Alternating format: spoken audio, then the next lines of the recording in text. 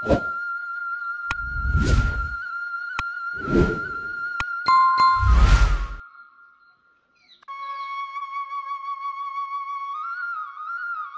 রে রাজু, কি পাঠিয়েছে তোর মা?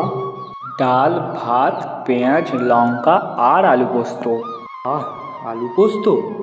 দাঁড়া, হাতটা একটু ধুয়ে আসি। খেতে খেতে দুজনে বসে গল্প করব। আজকে আবার আলু পোস্ত। আহা! তোমার আলু পোস্ত খেতে এত ভালো লাগে বাবা? ভালো বলে ভালো, খুব ভালো লাগে, সে আর বলার মতো নয়। আমারও ভালো লাগে, তবে সব থেকে ভালো লাগে মাংস। একদিন মাংস আনবে বাবা? হ্যাঁ, আনবো।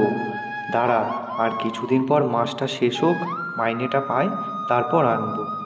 ইস, মা কি সুন্দর মাংস রান্না করে! যদি প্রতিদিন মাংস আনতে পারতে তুমি। না রে রাজু, আমাদের এত পয়সা কোথায়? আমরা তো গরিব। গরিব কেন বাবা? এই এত বড় ক্ষেতে তুমি কাজ করো। ঠিকই বলেছিস তুই, কত বড় ক্ষেত, তাতে ফসল ফলাতে কত সময় লাগে। কিন্তু এই ক্ষেতে সামান্য মজুর আমি। ফসল যা ফলায় সবই মালিকের। দিন মজুর করি তো, মাসের শেষে ওই সামান্য মাইনে পাই। এতে কি আর প্রতিদিন মাংস আনা সম্ভব হয়? আমি বড় হলে বাবা একটা বড় ক্ষেত কিনে নেব। তখন তুমি এখানে বসে থাকবে আর আমি পরিশ্রম করব। নিজেদের ক্ষেতের ফসল সব নিজেরাই পাবে। হে ভগবান, যেন তাই হয়। ভগবানকে ডাকলে ভগবান কি আমাকে বড়লোক করবে? কেন রে, হঠাৎ বড়লোক হওয়ার শখ হলো কেন? মাংস খাবি বলে? হ্যাঁ, আমি বড়লোক হলে খেতে যাব, আর তোমাকে আর মাকে নিয়ে যাব। ভগবান তাদেরই সাহায্য করে যারা সৎ ও পরিশ্রমী। আচ্ছা, আমি একদিন তোকে হোটেলে খেতে নিয়ে যাব। সত্যি বলছো বাবা? কি মজা হবে! কবে নিয়ে যাবে? যাব যখন বলেছি, তাহলে ঠিকই নিয়ে যাব। না না বাবা, বলো কবে নিয়ে যাবে। ঠিক আছে, কিন্তু খোঁজ খবর নিয়ে নি, তারপর তোকে নিয়ে যাব হোটেলে। টিফিন বাটিটা দাও তাহলে, আমি যাই এখন। ও হ্যাঁ বাবা, মা যাওয়ার সময় মুদির দোকান থেকে চাল, ডাল ও ডিম নিয়ে যেতে বলেছে। আচ্ছা, তা আমি নিয়ে যাব, তুই এখন যা সাবধানে।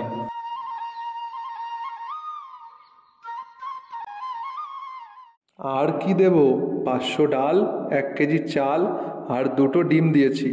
তোমরা তো 3জন মানুষ, 2টো ডিম নিলে যে, আর একটা ডিম দিয়ে দেবো নাকি? না রে ভাই, খরচা বেশি হয়ে যাবে। ছেলেটা ডিম খেতে ভালোবাসে, ওকে একটা দেব, আর আমরা দুজন মিলে হাফ হাফ খেয়ে নেব। সত্যিই পরেশদা, তুমি খুব হিসেবি। ঠিক যতটা আয় সেই হিসেবেই ব্যয়, কখনো 1 টাকাও বাকি রাখতে দেখিনি তোমাকে। সে আমার বাবা আমাকে শিখিয়ে গেছিল কখনো ধার করে কিছু না কিনতে। আচ্ছা শোনো ভাই গোপাল, একটা ভালো খাবারের হোটেলের দোকানের নাম বলো তো, তবে বেশি দামি খাবারের হোটেল যেন না হয়। খাবারের হোটেল মানে ভাতের হোটেল? হ্যাঁ, ছেলেটার কবের থেকে ইচ্ছা হোটেলে খাওয়ার, তবে জানোই তো গরিব মানুষ আমি। আছে তো গরিবের সস্তার হোটেল। কোথায় আছে সেই হোটেল, আমাকে বলো তো। আমাদের পাশের গ্রাম মল্লিকপুর, সেখানে বাজারের গায়েই তো ভাতের হোটেল, খুবই সস্তা। খুব উপকার হলো গোপাল, আমি দেখছি একদিন দুপুরে ওদেরকে নিয়ে যাব। ঠিক আছে গোপাল, আমি তাহলে এখন আসি।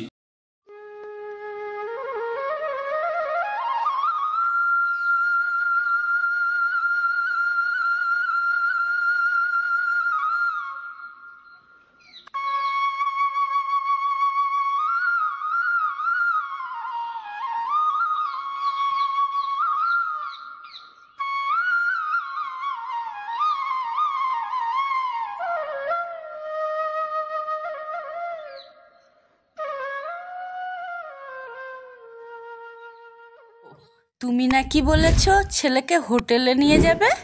কেন বলো তো, কিছু হয়েছে? ছেলে তো সবাইকে বলে বেড়াচ্ছে, খুব খুশি তো সে। সত্যি, আমাদের রাজুটা খুব সরল সিধে হয়েছে। তুমি সত্যিই খেতে নিয়ে যাবে তো? হ্যাঁ, সত্যিই নিয়ে যাব, আর সাথে তোমাকেও। তুমি আবার কেন শুধু শুধু? খরচা বেশি হবে, তুমি শুধু ছেলেটাকেই নিয়ে যাও। কি আর বেশি খরচা হবে, তুমিও যাবে কিন্তু, একটা ভালো হোটেল পেয়েছি। ছেলের পড়ার বই খাতা স্কুলের বেতন দিতে হবে কিন্তু এই মাসের মধ্যে, সেটা মনে আছে তো? হ্যাঁ হ্যাঁ, হয়ে যাবে মনে হচ্ছে সব, তুমি অযথা চিন্তা করো না। তবে হোটেলে নিয়ে গেলে ছেলেটা কিন্তু ভারী খুশি হবে। এ তো জানি, কাল একটা বাকি টাকা পাওয়ার কথা আছে, ওটা পেলে হয়ে যাবে।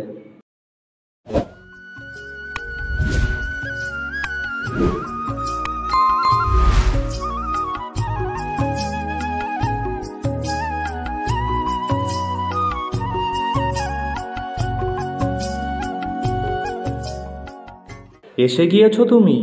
নাও খেয়ে নাও, তারপর কথা আছে। ক্ষেত তৈরির কাজ প্রায় শেষ, এরপর চারা বুনবো। তখন আমিও আসব। রাজুও বায়না করছে যে তোমার সাথে হাত লাগাবে। না না, ওর আসার দরকার নেই, স্কুল বন্ধ করে আমরা দুজনেই সামলে নেব। ও যা বলছিলাম, তোমার কোন এক দুঃসম্পর্কের পিসি এসেছে, আমি তো চিনি না। পিসি? আমার তো কোনো পিসি নেই। সে তো আমিও জানতাম, কিন্তু তিনি বললেন সে তোমার দুঃসম্পর্কের পিসি হয়।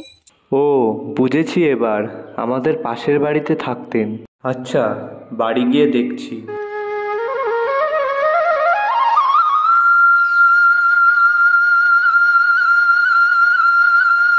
তুমি বাবার পিসি, মানে আমার ঠাকুমা, তাই তো?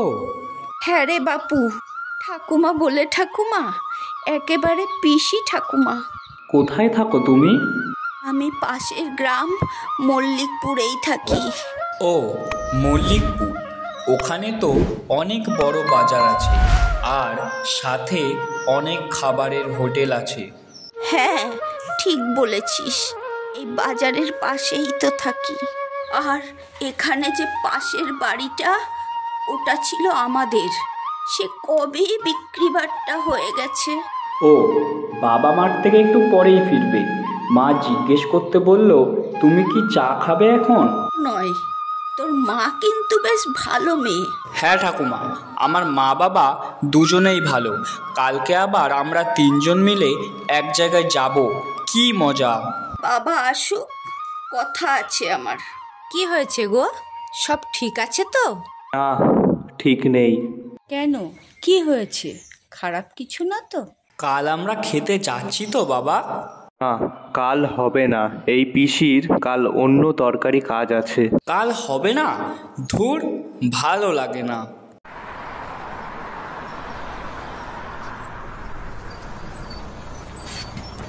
ও ঠাকুমা, আর কত দূরে তোমার বাড়ি? এই তো বাবা, কিছুটা গেলেই আমার বাড়ি। সেই বহুদিন আগে এক সময় গেছিলাম তোমার শ্বশুর বাড়ি, দুপুরে খেয়ে এসেছিলাম তোমার বাড়ি থেকে। তা কি করে হবে, হঠাৎ করে আমরা যাচ্ছি, রান্নার ব্যবস্থা কি আর থাকবে নাকি? না গো বৌমা, সে চিন্তা করো না, সকাল রাত্রি সব সময় খাওয়ার বন্দোবস্ত আছে। তাও কোথায় আজ ভেবেছিলাম। এই রাজু, কি হচ্ছে? কি বলছো দাদু ভাই, কি ভেবেছিলে? আজ বুঝি অন্য কোথাও যাওয়ার ইচ্ছা ছিল? হ্যাঁ, তো আজকে আমাদের হোটেলে খেতে যাওয়ার কথা ছিল, হোটেলের রান্না খুব ভালো খেতে। আরে এ ব্যাপারে আমি সে ব্যবস্থা করে নেব। না গো ঠাকুমা, হোটেলের রান্না আর বাড়ির রান্না কি এক হলো? হবে রে বাবু, হবে, বলেছি যখন ঠিকই হবে। আরে দাঁড়াও দাঁড়াও, এখানেই নামবো, এই হোটেলের পাশেই।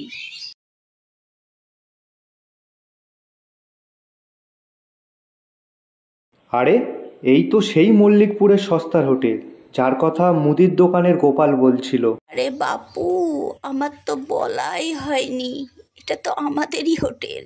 কি মজা, কি মজা, আজ তাহলে হোটেলেই খাবো। বাবা, কোথাকার জল কোথায় এসে দাঁড়ালো, আজ তো আমাদের এখানেই খেতে আসার কথা ছিল। দেখলে তো সবাই, ঠাকুরে যা করে সব মঙ্গলের জন্যেই করে। আমি কিন্তু মাংস খাবো ঠাকুমা। খাবি রে বাবা, খাবি, শুধু মাংস কেন, মাছ মাংস সবই হবে এই গরিবের সস্তার হোটেলে।